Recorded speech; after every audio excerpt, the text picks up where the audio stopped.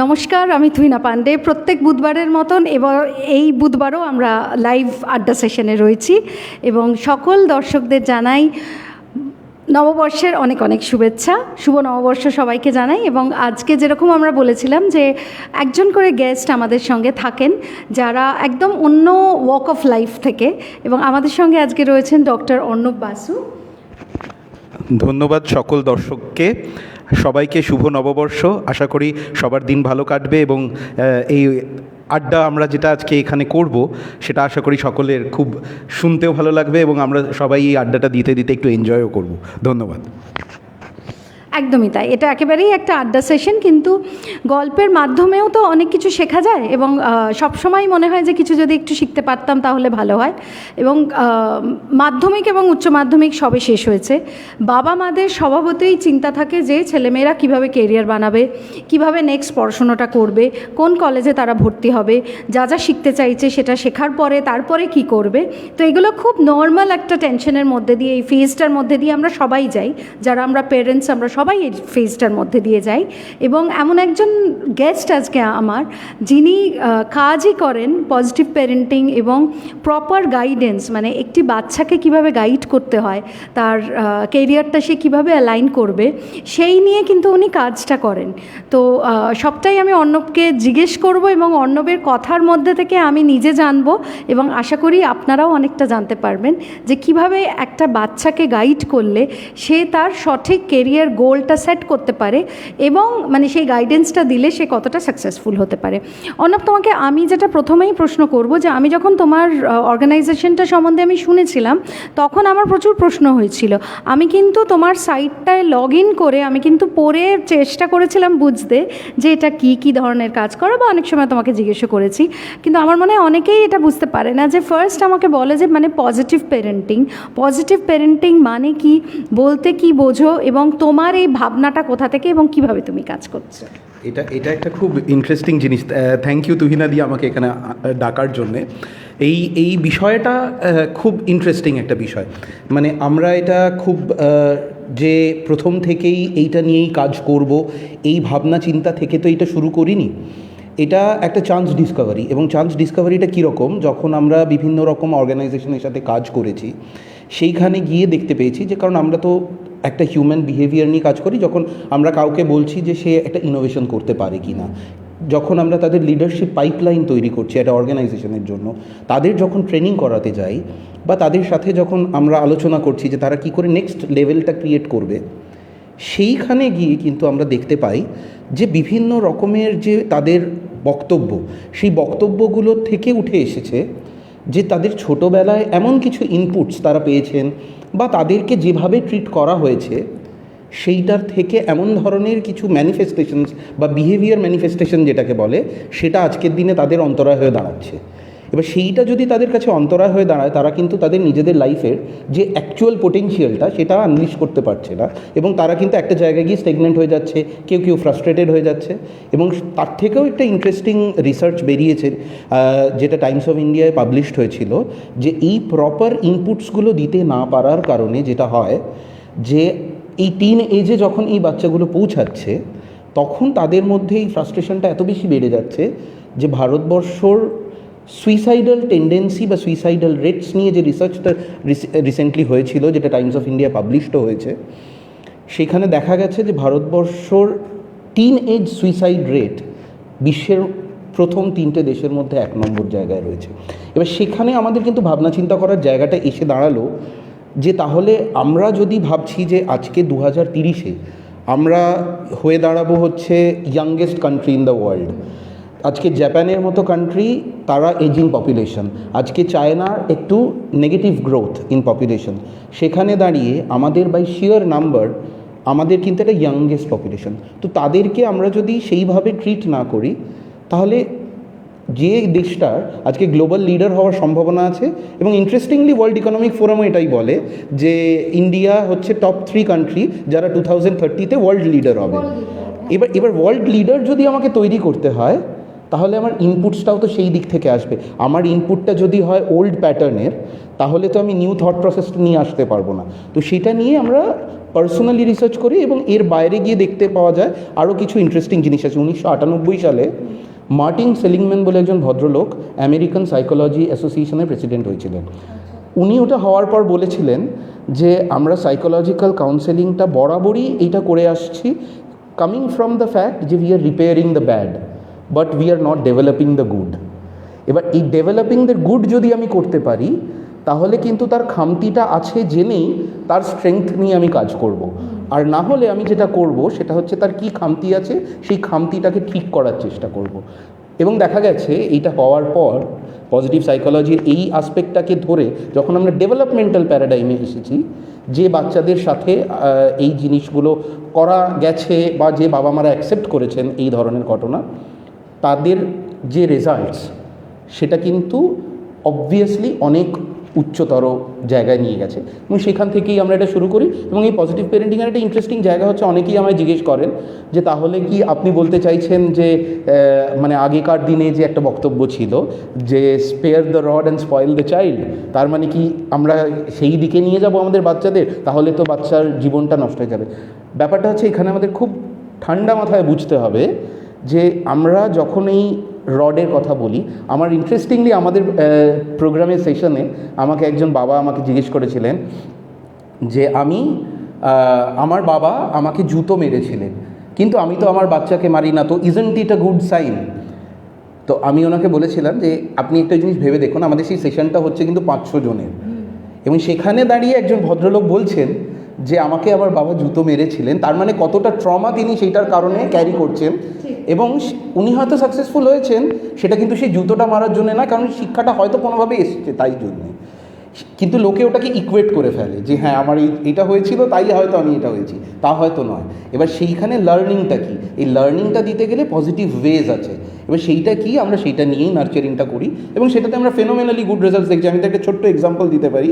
আমাদের প্রোগ্রামটাতে একজন বাবা এসেছিলেন, মানে উনি যেদিন এসেছিলেন সেদিন এমন একটা পরিস্থিতি ছিল যে উনি বারবার আমার সাথে কথা বলতে বলতে বেরিয়ে যাচ্ছেন, এবং মানে যখন আমি জিজ্ঞেস করি তখন এরকম একটা সিচুয়েশান এসে দাঁড়ায় যে মানে ওনার বাচ্চার সাথে ওনার ওয়াইফের একটা ইন্টারাকশান হচ্ছিল, এবং সেখানে সে বাড়ি ছেড়ে চলে যায় এবং বলে যে আমাকে যদি এরপরে ডিস্টার্ব করা হয় so I might jump from a building. এরকম একটি পরিস্থিতি, মানে সেখানে দাঁড়িয়ে উনি চিন্তা করছেন যে কী করা উচিত। এবং সেখানে দাঁড়িয়ে যখন আমরা কথা বলি এবং তাদেরকে সেই জায়গাটাকে অ্যাড্রেস করার চেষ্টা করি, not from repairing anything but giving them, মানে এটাকে আমরা কি করি, আমরা কিন্তু কাউকে কোনো প্রেসক্রিপশন দিচ্ছি না, তার পার্টিকুলার সিচুয়েশন, কারণ প্রত্যেকটা বাচ্চাই কিন্তু ইউনিক, তাদের থট প্রসেস ইউনিক, এমনকি আইডেন্টিক্যাল টুইনসের থট প্রসেসও ইউনিক। সো সেক্ষেত্রে আমরা কিভাবে তাদেরকে ইনকর্পোরেট করতে পারি, আমরা করতে পারি তাদের সিচুয়েশনটা বুঝে। হয়তো একটা ওভারঅল গাইডেন্স আছে, কিন্তু সেই ওভারঅল গাইডেন্সটা তার সিচুয়েশনে কীভাবে আমরা অ্যাপ্লাই করতে পারি সেটা বোথ পেরেন্টদের সাথে আলোচনা করে একটা জায়গায়, এবং বাচ্চাটাকেও সেই ফোল্ডে নিয়ে আসা। এবং সেইটা করতে গিয়ে যেটা হয় যে একদিন তারপরে যখন এই ঘটনাটা আস্তে আস্তে আমাদের প্রোগ্রামের মধ্যে দিয়ে, তো একবার এরকম একটা সিচুয়েশনে আমরা বলেছিলাম যে যখন ট্রাস্ট বিল্ড করা যায় বাচ্চার সাথে এবং কমিউনিকেশনটা স্ট্রং হয়, তখন যে পজিটিভ স্পাইরালটা তৈরি হয় যে সে কিন্তু নট নেসেসারিলি আজকে আপনার কাছে বারবার জানতে আসবে, সে নিজের পাথটাই তৈরি করবে, কিন্তু সে জানবে যে কোথায় আমার বাউন্ডারিটা। তো সেটাই হয় যে ও একটা পার্টিতে ওকে ডাকা হয় না, ওর বন্ধুবান্ধবদের পার্টিতে, এবং তখন ওর বাবাকে বলে যে জানো আমাকে ডাকা হয়নি। তো বলেছে যে সো ব্যাড, কেন, কি হয়েছে? বলেছে কারণ আমার বন্ধুরা বলেছে যে তোমার বাবা এটাকে অ্যাপ্রুভ করবে না, তাই জন্য ডাকা হয়নি, কিন্তু ওরা খুব এনজয় করেছে। তো বলছে তাই তো কেন? তো ভদ্রলোক তখন তাকে প্রশ্ন করেন যে তো তোমার কি মনে হয় যে ওই পার্টিতে এমন কিছু ঘটনা ঘটতে পারে, যেমন ধরো ড্রাগের অ্যাবিউজ, বা হয়তো এক্সপেরিমেন্টাল কারণেই হোক প্রচণ্ড অ্যাবিউজ অফ অ্যালকোহল, বা intimate encounters in a private room, এটাও কি হতে পারে? তো বলেছে পসিবলি হয়েছে। বললো তারপরেও কি তোমার মনে হয় যে that would be the place that where you want to be? তো বলেছে যে হ্যাঁ, একটু বন্ধুবান্ধবদের সাথে করতে পারলে ভালো, কিন্তু আমাদের তো নিজেরা we have decided that there are few rules, so তাই জন্য আমিও সেটা করতে পারছি না, but I do not like rules. এবার অ্যাজ আ পেরেন্ট কিন্তু ওনার তখনও মনে হচ্ছে যে তাহলে কি আমি সঠিক পথে আছি? এবার আমি কি ভুল করছি? কিন্তু তারপরেও যেটা বলে সেটা খুব ইন্টারেস্টিং। ও বলে যে রুলসটা আমি হয়তো পছন্দ করছি না, কিন্তু রুলসটা ভালো। মানে this is what a parent needs to here. আজকে যদি এটা হতো যে উনি বলতেন যে এই 5টা রুলস আছে আমার বাড়িতে and you have to follow, সেটা কিন্তু কন্ট্রোল। আর আজকে যেটা ঘটছে এই ক্ষেত্রে সেটাকে বলে অটোনমি। আমি কিন্তু ওকে তৈরি করতে পারলাম এটা বুঝে, কারণ ওয়েন হ্যামন্ড একটা খুব দারুণ লাইন বলেছেন যে the real task of parenting is not to prepare path for our children but to prepare them for the path they will inevitably walk. তো সেই জায়গাটাকে আমরা ক্রিয়েট করার চেষ্টা করছি, সেটাই পজিটিভ পেরেন্টিং। এটার জন্য আলাদা করে পজিটিভিটি আনার দরকার নেই, পজিটিভিটিটা আমাদের সবার মধ্যে ইনহেরেন্টলি থাকে, জাস্ট আমরা কীভাবে অ্যাপ্রোচটা নেব সেটাই হচ্ছে আসল। অপূর্ব। আমার মনে হয় অনেকটা ক্লিয়ার হলো, এবং আমার কিছু কিছু জিনিস মনে পড়ছে। যেমন আমি খুব রেস্ট্রিক্টেড একটা পরিবেশের মধ্যে আমি মানুষ হয়েছি। আমি যদিও মানে কলেজের ফার্স্ট ইয়ারে পড়ার সময় থেকে আমি নিজে মডেলিং জগতের সঙ্গে আমি ইন্ট্রোডিউসড হই, আমি নিজে মডেলিং করতে শুরু করি, কিন্তু তবুও আমাদের একেবারে আমার টাইম লাইন ছিল হচ্ছে রাত্রি 10টা মানে কিন্তু আমাকে বাড়ি ঢুকতে হবে। এবং কোনো শোই, মানে যারা এই ইন্ডাস্ট্রিতে কাজ করছেন তারা জানবেন, কোনো শোই কিন্তু রাত্রির 11টায় শেষ হয় না, সম্ভব নয়। 12টা বাজে, রাত্রি 2টোও বাজে। এবং সেই ক্ষেত্রে যখন আমার কোনো শুটিং চলছে বা আমি কোনো শোতে আছি, আমার মা কিন্তু কনস্ট্যান্ট আমার সঙ্গে থাকতেন, যাতে মানে ওইটুকু রেস্ট্রিকশন। এবং আমার যে কোনো কারণেই হোক, আমার আজকেও মনে হয় যে একটা ডিসিপ্লিন যদি না থাকে, সেটা যদি ভেতরে ইনকর্পোরেট না করিয়ে দেওয়া হয় মানে বাবা মার তরফ থেকে, তাহলে কিন্তু লাইফটা সেরকমভাবে মানে ডিসিপ্লিনটা খুব দরকার। এটা একটা খুব বড় পয়েন্ট। তবে একটা জিনিস আমি জিজ্ঞেস করবো অর্ণবকে, যে আমরা এখানে যেমন George Telegraph film and television ইনস্টিটিউটের একজন কর্ণধার আমি, যারা আমার শোটা প্রত্যেক দিন দেখেন তারা জানেন, বা যতজন আমাদের স্টুডেন্টরা এসে ভর্তি হচ্ছেন, যে আইদার তারা নিজেদেরকে অ্যাজ অ্যান অ্যাক্টর প্রেজেন্ট করতে চাইছেন বা এস্টাবলিশ করতে চাইছেন, বা অ্যাজ আ মডেল বা একজন ফিল্ম ডিরেক্টর, মানে ক্যামেরার সামনে তাকে হয়তো বহু বছর পরে লোকে চিনবে, কিন্তু তার অক্লান্ত পরিশ্রম করে সে সেটাই চায়। এবার অনেক ক্ষেত্রে আমরা দেখি, এবং আমি এত বছর ধরে এই ধরনের ইনস্টিটিউটের সঙ্গে যুক্ত, আমি বহুবার দেখেছি যে বাবা মার কিন্তু মানে একটাই বক্তব্য থাকে যে মানে আগে পড়াশোনাটা শেষ হোক, বা পড়াশোনা করতে করতে এটা করতে পারবে কিনা। এবং বেশিরভাগ ক্ষেত্রে আমরা দেখি যে যাদের সবটা শেষ হয়ে গেছে তারা নিজেরা এসে এখন কোর্সটার সঙ্গে যুক্ত হচ্ছে।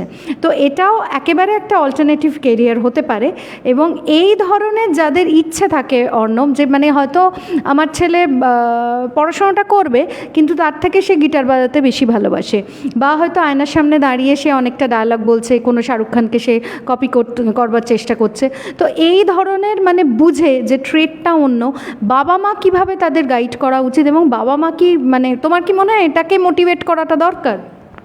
এটা ভীষণভাবেই দরকার। এবং ব্যাপারটা হচ্ছে যে আমাদের যেটা হয়ে যায় যে আমরা সবসময় একটা খুব সিকিউর এনভায়রনমেন্ট দিতে চাই আমাদের বাচ্চাদের, কিন্তু আমাদেরকে এটা বুঝতে হবে যে আমরা কিন্তু এত বছর পেরেন্টিং তো আজকে প্রথম শুরু হয়নি, parenting time ইমেমোরিয়াল, it is there. এবং অবভিয়াসলি আমরা অনেকেই হয়তো নিজেদের জায়গায় একটা জায়গায় এসে পৌঁছেছি, কিন্তু সেইটার ইনপুটটা আজকের দিনে কতটা রেলেভেন্ট এই জায়গাটাকেও কিন্তু আমাদেরকে বারবার যাচাই করতে হবে। তারপরও কারণ হলো আমরা কিন্তু যখন বড় হয়েছি সেই সময় কিন্তু একটা একান্নবর্তী পরিবার ছিল, যদি সেটা নাও থেকে থাকতো অ্যাটলিস্ট আমার আশেপাশে আমার গ্র্যান্ড প্যারেন্টস হোক বা অন্যান্য ইনফ্যাক্ট পাড়ার বহু মানুষের একটা ইনফ্লুয়েন্স ছিল, যেটা কিন্তু আজকের দিনে ভীষণভাবে অভাব।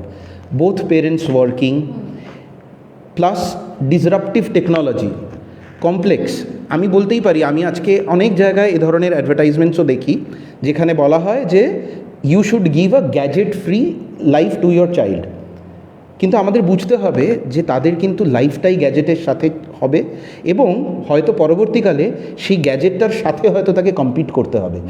লাইফটা কিন্তু কমপ্লেক্স হয়ে গেছে, কমপ্লিকেটেড হয়ে গেছে, এবং তার মধ্যে একটা লিওরও এসে গেছে, বিভিন্ন রকমের হাতছানি, বিভিন্ন রকমের চয়েসেস। এই ডিসরাপশনটার মধ্যে দাঁড়িয়ে যদি আমাকে তাকে ইনপুটটা দিতে হয়, তাহলে কিন্তু আমার থট প্রসেসটাও আপগ্রেড করতে হবে। এবং আমার এই আপগ্রেডেশনের প্রথম পার্টটা হবে যে আমি যখন তার ক্যারিয়ারের কথা বলবো, সেটা তো আসবে অনেক পরে। তাহলে আমি সেই ক্যারিয়ারের দিকে যদি আমাকে তাকে করতে হয়, তাকে আমাকে অনেক কিছুতে এক্সপোজ করতে হবে, এবং আমাকে অবজার্ভ করতে হবে যে তার অ্যাকচুয়াল লার্নিং স্টাইলটা কী, তার নিজস্ব ইন্টারেস্টের জায়গাটা কোথায়। নিজের ক্যাপেবিলিটিটা কী, কারণ এক একটা বাচ্চা যেহেতু ইউনিক, তাদের নিজস্ব কিছু ইনেট ক্যাপেবিলিটিসও থাকে।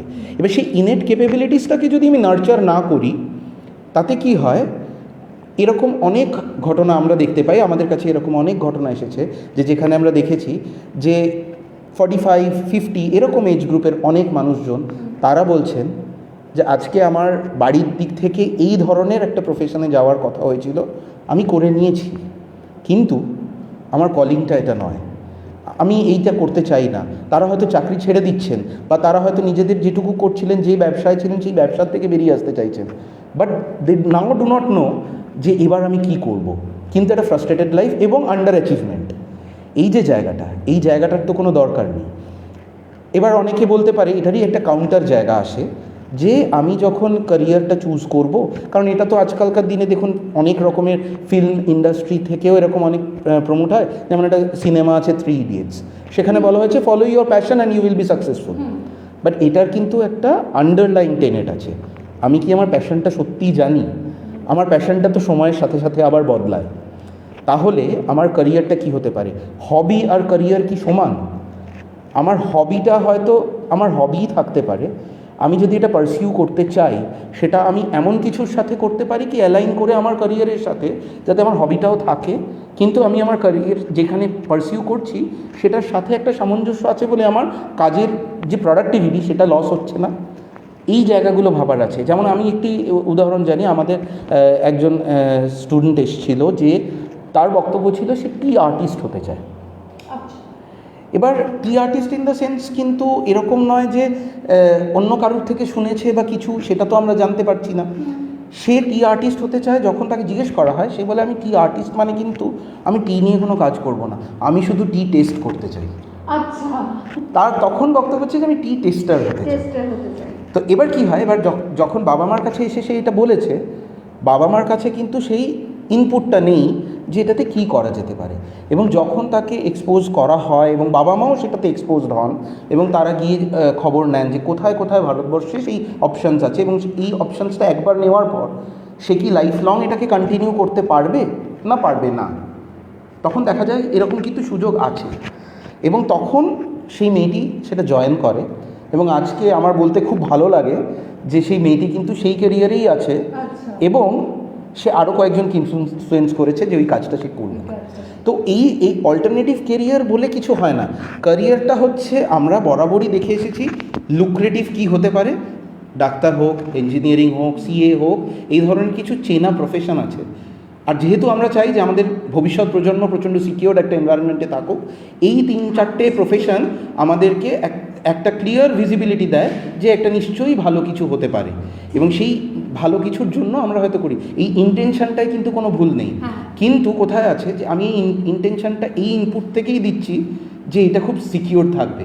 কিন্তু আজকের যে দিন এসে দাঁড়িয়েছে, আজকের থেকে ঠিক 10 বছর বাদে এই 10টা প্রফেশনের মধ্যে হয়তো 5টা প্রফেশন আর এক্সিস্ট করবে না, বা হয়তো সেই প্রফেশনেই, মানে ধরুন যে ডাক্তারি পড়ছে সে হয়তো দেখবে রোবোটিক্স এসে তার কাজটাকে অনেকভাবে ডিসরাপ্টও করে দেবে।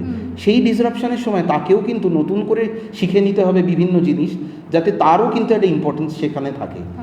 তাহলে তাকে আমাকে সেই ইনপুটটা দিতে হবে যাতে সে তৈরি হয়, এবং সে যদি তৈরি হতে পারে তার নিজস্ব ইন্টারেস্ট, নিজস্ব ক্যাপেবিলিটি, নিজস্ব বিহেভিয়ারাল ট্রেটস ওয়াইজ আমি যদি তার প্রফেশনটাকে চুজ করাতে পারি, তখন কিন্তু এটা আসে। এবং সেইটা করতে গেলে আমার 4টে জিনিস খুব ইম্পর্টেন্ট। সেটা হচ্ছে আমাকে আন্ডারলাইন পুরো টেনেটটার মধ্যে থেকে যাচ্ছে যে আমি কি তাকে ক্রিটিক্যালি এটা ভাবতে শেখাতে পারছি যে একটা জিনিসের ফ্যাক্টটা কী। অন্য কেউ আমাকে বলে দিল যেটা ভালো, বা অন্য কেউ আমাকে বলে দিল এটা খারাপ, আমি কি সেটা করছি না, আমি ফ্যাক্টটা দেখছি, এবং সেই ফ্যাক্টটার মধ্যে থেকে আমি আমার নিজের মতো করে ওপিনিয়নটা ক্রিয়েট করতে পারছি। যখন সেটা করতে পারছি তখন কিন্তু আমি ক্রিটিক্যাল থিঙ্কিংয়ে যাচ্ছি। এবার ওয়ার্ল্ড ইকোনমিক ফোরাম এই কথাটা বারবার বলেছে যে এখন যে দিন এসে দাঁড়াচ্ছে 2030-তে যদি আমাকে সাকসেসফুল হতে হয় আমার ক্যারিয়ারে, টেকনোলজি তো আমাদের পার্ট হয়ে গেছে, সেটা তো থাকবেই, কিন্তু প্রথম 10টা স্কিলের মধ্যে টেকনোলজি বাদ দিয়ে যে 8-9টা স্কিল ওরা বলেছে, তার মধ্যে প্রথম নম্বরে আছে analytical reasoning and critical thinking. এই যে জায়গাটা, এই পার্সপেক্টিভটাকে তৈরি করে দেওয়া, একটা ডিসিপ্লিন এবং ডিসিশন মেকিং পার্সপেক্টিভটা যখন আমার তৈরি হবে তখন কিন্তু I will not be guided by somebody coming in, কারণ আমার তো অনেক রকমের ইনফ্লুয়েন্স আছে। আজকে ধরুন আমার বাবা মা হয়তো আমাকে সাপোর্ট দিয়েছে, কিন্তু আমার হয়তো অন্য একজন এসে আমাকে বললো তুই কিন্তু এটা ঠিক করছিস না, সঙ্গে সঙ্গে I got সোয়েড away and I tried something else, যেটা কিন্তু আমার হয়তো আমার নেচারের সাথে বা আমার বিহেভিয়ারের সাথে বা আমার এই ট্রেডটার সাথে ম্যাচই করছে না। আমরা যেরকম দেখেছি যে আমরা যখন এই কেরিয়ার নিয়ে কাজ করি সেখানে personality test is a very important one. এবার পার্সোনালিটি টেস্ট অনুযায়ী কিন্তু অনেক সময় দেখা যায় যে ধরুন একজনকে বলা হলো যে তার পার্সোনালিটি ট্রেট অনুযায়ী তার সেলস জবটা হচ্ছে পারফেক্ট, মানে বসছে তার সাথে, তার পার্সোনালিটি ট্রেট যেটা বলছে, কিন্তু তার বিহেভিয়ারাল ট্রেট সাথে বসে না। হয়তো দেখা গেল সেই ছেলেটি বা মেয়েটি হয়তো ইন্ট্রোভার্ট বা এক্সট্রোভার্টই নয়। এবার যদি সে ইন্ট্রোভার্ট হয় তাহলে তার পার্সপেক্টিভটা তৈরি করে, এবং সেখানে পার্সপেক্টিভের মধ্যে রয়েছে অ্যাটিটিউড, যে আমি কি এই কাজটায় সেই ইনপুট নিয়ে শিখে নিতে পারবো। আমি যদি শিখি তাহলেই কিন্তু আমি ওই প্রফেশনে যেতে পারবো, না হলে আমার পার্সোনালিটি টাইপ যাই হোক না কেন, আমার ট্রেডস বিহেভিয়ারালি যদি সেটা ম্যাচ না করে, আমি যদি সেখানে যাই, আমার প্রফেশনালি আমি কিন্তু সেখানে ফেল করব, সেটা আমার জন্য ডিজাস্টার হবে।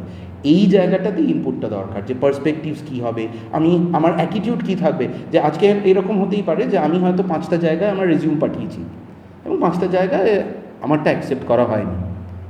এটার জন্য আমার দুটো অ্যাপ্রোচ হতে পারে। ফার্স্ট অ্যাপ্রোচটা কি? ফার্স্ট অ্যাপ্রোচটা হচ্ছে যে আমি বুঝলাম যে আমার কোথায় কোথায় গণ্ডগোলটা হচ্ছে, আমি একদম লোকের কাছে জানার চেষ্টা করলাম যে আমার খামতিটা ঠিক কোথায়।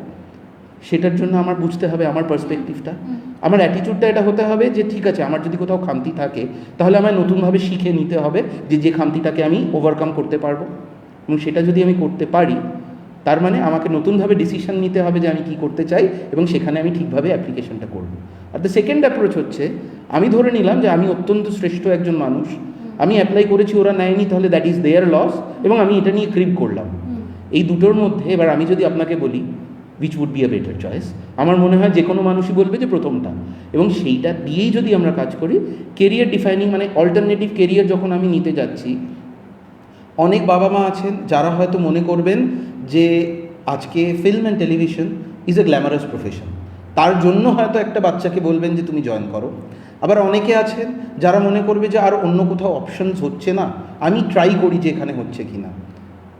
আবার কেউ আছে যারা কিন্তু সম্যকভাবে অবজার্ভ করেছেন ছোটোবেলা থেকে যে এর মধ্যে একটা ন্যাচারাল স্কিল আছে, যে স্কিলটা ওর যে আদান প্রদান, কথা বলার ধরন, ওর যে ফেসিয়াল এক্সপ্রেশন, সেইটা ম্যাচ করে।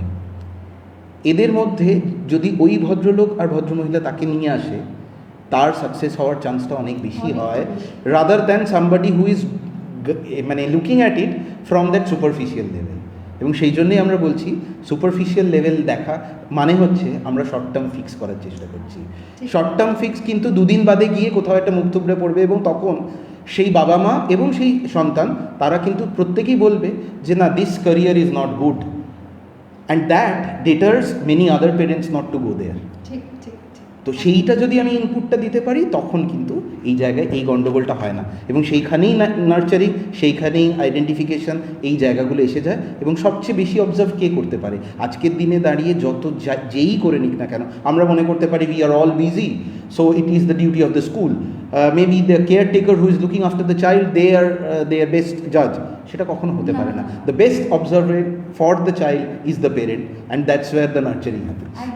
একদম সহমত তোমার সঙ্গে। আরেকটা জিনিস আমার যেটা মনে হয় যে আমি অনেক ক্ষেত্রে এত বছর যেহেতু আমিও এত কাউন্সেলিং, মানে আমরা 2 স্টেজ কাউন্সেলিং করে অভ্যস্ত, মানে স্টুডেন্টের সঙ্গেও কথা বলতে হয়, পেরেন্টের সঙ্গেও কথা বলতে হয়। এবার আমার যেটা বহু ক্ষেত্রে মনে হয়েছে যে অনেক ক্ষেত্রে হয় বাবা বা মা তার হয়তো নিজের ইচ্ছে ছিল যে একটা টাইমে আমি ডান্স করতাম বা একটু অভিনয় করব, আমার ইচ্ছে ছিল, আমার তো হয়নি, ও করবে।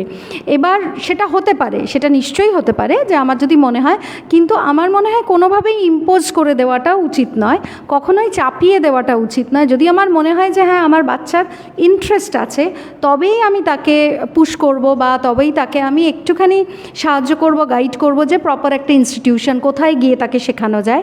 আদারওয়াইজ, যেমন আমি একটা এক্সাম্পল দিই, আমারই একজন আমাদের জুনিয়র পয়েন্টার, ওর ছেলেকে পাঠালো, তাকে ও জাস্ট আমাকে বললো যে তুইনাদি অমৃতার ছেলে, তুইনাদি তুমি একটুখানি দেখে নাও, ও বলছে তো ভিডিওগ্রাফি শিখবে, এবার ও কী চাইছে একটুখানি তুমি দেখে নাও, ও যেটা তোমার যেটা মনে হবে সেটাই ওকে ভর্তি করো।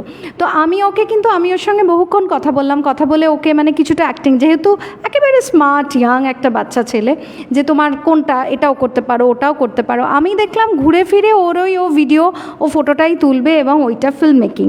তো এই যে জিনিসটা, এই যে মায়ের সেই থট প্রসেসটা চেঞ্জ হয়েছে, মা যে ছেড়ে দিচ্ছে, যে একটা ইনস্টিটিউশনে পাঠিয়েছি সেই ইনস্টিটিউটের যিনি গাইড করছেন তার উপরে যে ছেড়ে দেওয়া, এটাও আমার মনে হয় খুব দরকার। এবং কিছুটা আমার বাচ্চাকেও আমাকে ট্রাস্ট করতে হবে, যে ও যখন বলছে যে হ্যাঁ আমি এটাই করতে চাই, তখন না বলে দেওয়া যে না না না, তুই এটাই কর, বা ওটা করলে কি করে হবে, কোনোভাবে তাকে কম্পেয়ার করারও দরকার নেই। প্রত্যেকে, যেটা খুব সুন্দর উনি বললেন, যে প্রত্যেকটা বাচ্চা কিন্তু ইউনিক, কারুর সাথে কারুরকে মানে কখনো কম্পেয়ার করা উচিত না। আর জাস্ট আরও দুটো কোয়েশ্চেন আমি করবো অর্ণবকে, তার আগে আমি বলি যে 6 মে থেকে আমাদের নতুন ব্যাচ শুরু হচ্ছে। যারা এখনও ভাবছেন বাড়িতে বসে বা মনে ভাবছো যে হ্যাঁ একবার এটা গিয়ে খোঁজ নেব বা এটা করলে ভালো হতো, একবার এসে কথা বলে যেতে হবে। আমাদের এখানে কাউন্সেলিং টিম রয়েছে, তারা তোমাকে ঠিক করে গাইড করতে পারে যে কোনটা হলে ভালো এবং প্রপার কোন কোর্সটার থেকে কিভাবে প্লেসমেন্ট হয়, কিভাবে গাইড করা যায়। প্যারেন্টকে নিয়ে এসো, মাকে নিয়ে এসো বা বাবাকে নিয়ে এসো, এসে আমাদের সঙ্গে কথা বলো, কথা বলে ডিসাইড করতে পারো। আচ্ছা অর্ণবকে আমি একটা কোয়েশ্চেন করব, সেটা হচ্ছে যে কোন টাইমটা মানে কোন এজটায় একটা বাচ্চার ওপরে আমরা ছেড়ে দিতে পারি যে সে কি করতে চাইছে সেটার ওপরে তাকে, যে ঠিক আছে চলো ও এটা চাইছে এটা, সেটার এজটা মানে প্রপার এজটা কি হতে পারে? এটার ইন্টারেস্টিং জায়গাটা হচ্ছে যে এটার এজটা কিন্তু আমরা নিজেরাই ডিটারমিন করে নিতে পারবো। এটার জন্য আমাদেরকে আলাদা করে বলার দরকার পড়ে না যে এই এজে গেলেই এটা হবে। আজকে যখন একটা বাচ্চা আসে, একটা জিনিস খেয়াল করে দেখতে হবে, বাচ্চারা ইনহেরেন্টলি যতবার পড়ে যায় ওরা কিন্তু উঠে দাঁড়ানোর চেষ্টা করে। ওদেরকে কিন্তু বলে দিতে হয় না যে না তুমি আজকে এখনই উঠে দাঁড়াও, ও যতবার ফেল করে উঠে দাঁড়ায়। সেই এজ থেকে তাদের মধ্যে এই ইন্টেলিজেন্সটা থাকে। আমরা কি করি, আমরা ওদেরকে বক্স করে দিই। আমরা যখন ও আস্তে আস্তে বড় হয়, ও হয়তো একটা জিনিস করতে চাইছে, আমি তখন গিয়ে তাকে বলি না এটা করো না। আজকে সে হয়তো একটা এক্সপেরিমেন্ট করতে চাইছে, আমরা মনে করলাম যে আমাদের হয়তো পারিবারিক যে অর্ডার, সেই অর্ডারটা ডিসরাপ্ট হয়ে যাবে, কারণ সে এমনভাবে ছড়িয়ে ছিটিয়ে রাখবে, আমার বাড়িতে যদি এটা গেস্ট আসে তাহলে কিন্তু সেটা ডিসরাপ্টিভ হয়ে যাবে, তাহলে আমি তাকে আটকে দিলাম। আবার সেই পেরেন্টসরাই এসে বলেন যে আমার বাচ্চাটার মধ্যে না কোনো সায়েন্টিফিক বেন্ট অফ মাইন্ড নেই। কীভাবে তৈরি হবে বলুন তো? সায়েন্টিফিক বেন্ট অফ মাইন্ড যদি আমাকে তৈরি করতে হয়, তাকে তো এক্সপেরিমেন্টেশন ডিসকভারি করতে দিতে হবে। আমরা সেটা দিই না। এবার দিই না বলে আমরা পরবর্তীকালে তখন তাদেরকে গাইড করার চেষ্টা করি যে এইটা কিন্তু would be a better profession, so you go there and you will do it. তাহলে ওর মধ্যে ভালো লাগাটা তৈরি হবে কী করে?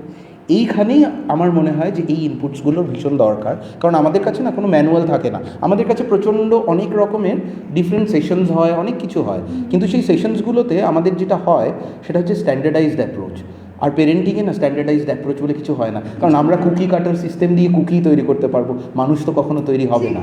এবার মানুষ যখন তৈরি করতে হবে, এবং তার ব্যবহারিক দিকটা ভীষণ ইম্পর্টেন্ট। বারবার আমরা কিন্তু অনেক জায়গায় অনেক ক্ষেত্রে এটা দেখি, এবং খুব ডিসরাপটিভ কথাবার্তা হয়ে যায়। আমরা কিন্তু না ভেবে বলি। কীরকম, আমি একটা এক্সাম্পল দিই, যে আজকে একটা রাস্তা দিয়ে বাবা মা যাচ্ছে, বাচ্চাকে বোঝাচ্ছে যে যদি তুমি পড়াশুনোটা না করো তাহলে তুমি কিন্তু ওই পাশে যে ভদ্রলোক হয়তো ক্লিনিং করছেন তাকে দেখিয়ে বলছে তাহলে তোমার কাজটা ওটা হবে। আমি কিন্তু আননোয়িংলি তাকে শেখাচ্ছি যে ওনার প্রফেশনটা ডিমিনি, এবং পরবর্তীকালে সেই বাচ্চাটা যখন বড় হবে সেইটা জেনেই বড় হবে যে তাহলে তাকে ছোট করা যায়। এবং তারপরেই আমরা দেখি আমরা কিন্তু এই দুর্ব্যবহারগুলো করি। ডিগনিটি অফ লেবার বলে যে বিষয়টা, আমরা কিন্তু সেটা হারিয়ে ফেলি। কিন্তু আমরা বলছি যে তুমি কিন্তু শেখো ডিগনিটি অফ লেবার। আমাদের বক্তব্যটা কিন্তু ইম্পর্টেন্ট না, অ্যাকশনসটা ইম্পর্টেন্ট। আর যেটা আমরা প্রিচ করছি সেটা প্র্যাকটিস করতে হবে। আর সেটা আমরা বেশিরভাগ ক্ষেত্রেই করি না। আমি বলছি যে তুমি মোবাইল দেখো না, কিন্তু আমি হয়তো মোবাইল নিয়ে বসে আছি কনসিয়াসলি, আমরা হয়তো এটা জানি যে আমরাও এটা করি, কিন্তু আমরা বলছি, ও অবজার্ভ করছে, সে দেখে বলছে যে কেন, তাহলে তোমার ক্ষেত্রে কেন? এবার তখন আমাদের মনে হয় যে বাচ্চাটা আমাকে এইভাবে কথা বলছে, দ্যাট ইজ ডেট্রিমেন্টাল। বাট আমার বুঝতে হবে সে কিন্তু একটা ইন্ডিভিজুয়াল। সে হয়তো বাচ্চা হতে পারে, কিন্তু তার অবজারভেশন পাওয়ার আমার থেকে অনেক বেশি, এবং সে অবজার্ভ যখন করেছে কোথাও, আমারও সেই পার্সপেক্টিভটা ইভলভ যদি করি, আমি কিন্তু সেই ট্রাস্টটা তৈরি করতে পারবো, এবং পরবর্তীকালে যদি কোথাও কোনো নেগেটিভ ইস্যুসও আসে, কোনো ক্রাইসিসও আসে, সে কিন্তু বন্ধুদের থেকে বা আউটসাইড ওয়ার্ল্ডের থেকে ভুল ইনপুট নেওয়ার আগে একবার আমার কাছে আসবে সেই সঠিক ইনপুটটা নেওয়ার জন্য। এবং এটা হয় না বলেই তখন দেখা যায় টিনেজে বাবা মারা বারবার বলে, আমরা যাই বলি ওরা শোনার চেষ্টা করে না, অথচ বন্ধুদের কথা শুনে নিচ্ছে। এই জিনিসটা কেন হচ্ছে, এটার পিছনের যে রিজনটা এইটা বুঝতে হবে, এবং এইটা যদি আমরা বুঝে যাই, আমরা যদি এই ট্রাস্টটা একদম ছোটোবেলা থেকে করতে পারি, এবং বিহেভিয়ারাল ডেভেলপমেন্টের রিসার্চ বলে প্রথম 10 বছর, মরিস মেসির একটা সুন্দর রিসার্চ আছে এটা নিয়ে, উনি বলেছেন যে প্রথম 10 বছর বাচ্চারা হচ্ছে স্পঞ্জের মতো।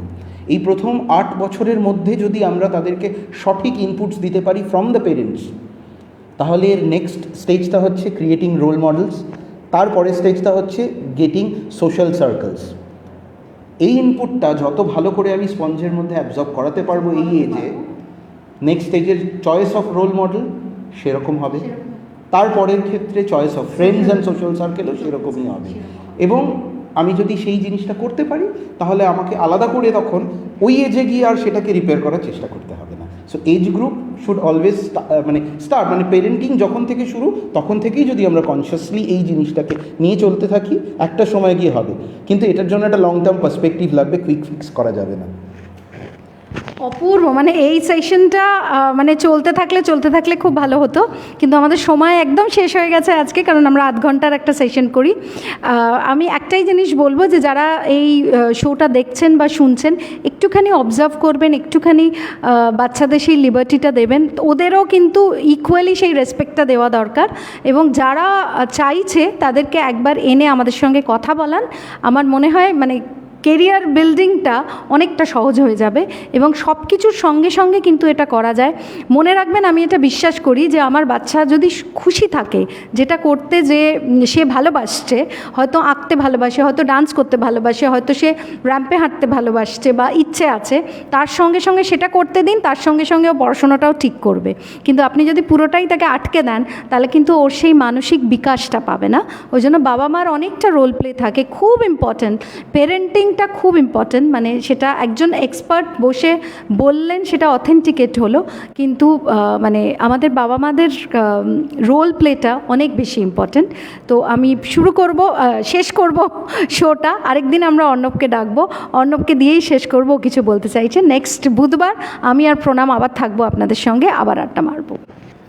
হ্যাঁ, আমার একটাই কথা যে মানে পেরেন্টিংটাকে বার্ডেন হিসেবে না নিয়ে, rather look at it as an opportunity, as a privilege, যে we are able to spend time with them, nurture them towards a better future, and they will be the citizens of this world and they will contribute. তো সেইটা যদি আমরা করতে পারি, এবং যে কারণে আমাদের ইয়াঞ্চার থ্রু দিয়েও আমরা এই জিনিসটা বারবার করেছি যে অবজার্ভ, আন্ডারস্ট্যান্ড, এনগেজ, ইভলভ আমরা যে বলি, তার মূল কারণ হচ্ছে যে এইগুলো যদি আমরা ঠিকভাবে করতে পারি, তাহলে কিন্তু একাডেমিক এক্সেলেন্সও যেমন হবে, তেমনি একটা মিনিংফুল লাইফও তারা লিড করতে পারবে। That is very important. সাকসেসটা এইটা দিয়ে ডিটারমাইন্ড হবে, not just by transactions, but by leading a purposeful and meaningful life. Thank you so much.